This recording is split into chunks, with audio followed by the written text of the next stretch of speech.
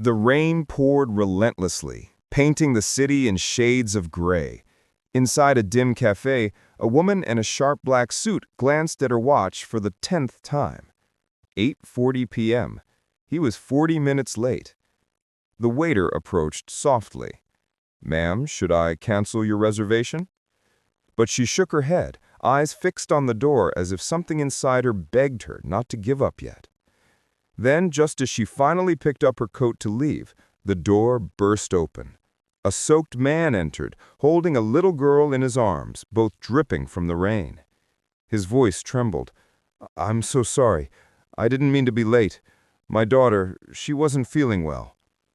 The CEO froze, not because of the apology, but because of what the little girl whispered next, a single soft sentence that shattered her walls completely.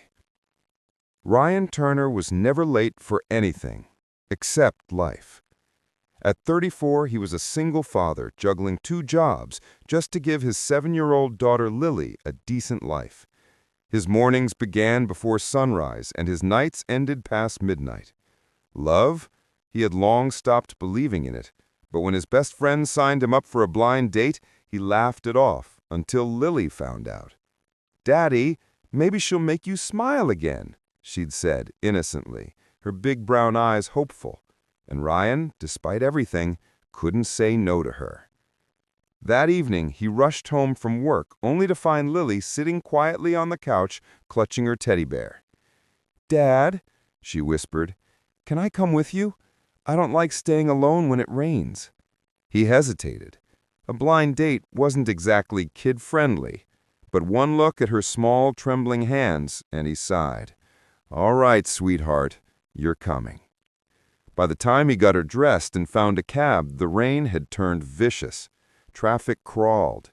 He called the cafe. No answer.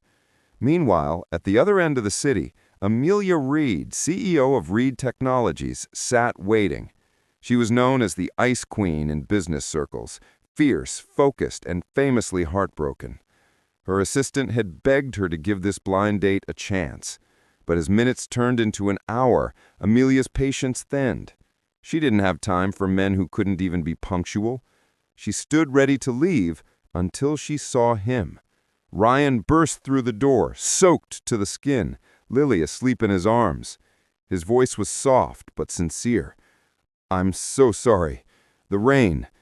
She didn't feel well. And Amelia froze mid-step. Something about the way he held his daughter, protective, gentle, struck a chord deep inside her. And then Lily stirred, blinked up at Amelia, and whispered, "Are you the lady who's going to make my daddy happy again?" The cafe fell silent. Amelia's lips parted, but no words came. That single question pierced through every defense she'd built for years. The dinner that followed wasn't what either of them expected. Ryan apologized repeatedly, his voice awkward yet honest. Amelia, who had spent her life among liars and flatterers, found his clumsy sincerity disarming. When Lily woke up halfway through, Amelia surprised herself by offering her hot cocoa. "She reminds me of my little sister," she said softly. "She used to hold my hand just like that." That night, when they finally left the cafe, the rain had stopped. Amelia watched them walk away, father and daughter silhouetted under a single umbrella, and for the first time in years, she smiled without forcing it. The following weeks unfolded like a quiet miracle. Amelia found excuses to call Ryan. A forgotten jacket, a lost notebook. He saw through it, of course, but each call made him smile. Their worlds couldn't have been more different. She lived in glass towers and business meetings. He lived in small apartments and bedtime stories. Yet when they met, something balanced, like 2 broken halves finding their fit. One Sunday afternoon, Amelia invited them both to her company's charity event. Ryan was hesitant. He didn't belong in her world. But Lily tugged his sleeve and whispered, "She likes you, Daddy. I can tell." At the event, the room buzzed with suits and expensive smiles, but all eyes turned when Lily, dressed in a small white dress, climbed onto the stage beside Amelia.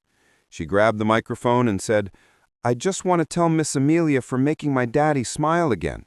He used to be sad every day, but now, when he talks about her, his eyes look happy." The hall went silent. Amelia covered her mouth, tears filling her eyes. She knelt beside Lily and whispered, "Thank you, sweetheart. You have no idea how much that means." Ryan stood frozen, humbled, overwhelmed, and moved beyond words. Later, outside under the string lights, Amelia confessed softly, "I built a world where emotions weren't allowed. I thought strength meant being alone. But you and Lily, you showed me what real strength looks like." Ryan smiled faintly. "And what's that?" "Love," she whispered, "even when it hurts." Weeks later, Amelia joined them for dinner in their small apartment. No suits, no formality, just laughter, stories, and Lily giggling between them. At one point, Lily climbed into Amelia's lap, wrapped her small arms around her, and whispered the same words she did that rainy night. "Promise you won't let my daddy be sad again?" Amelia hugged her tightly, tears filling her eyes this time. "I promise," she said. Ryan looked at them, the two most important people in his world, and realized that sometimes being late isn't a mistake. Sometimes it's fate taking its time to write the perfect story.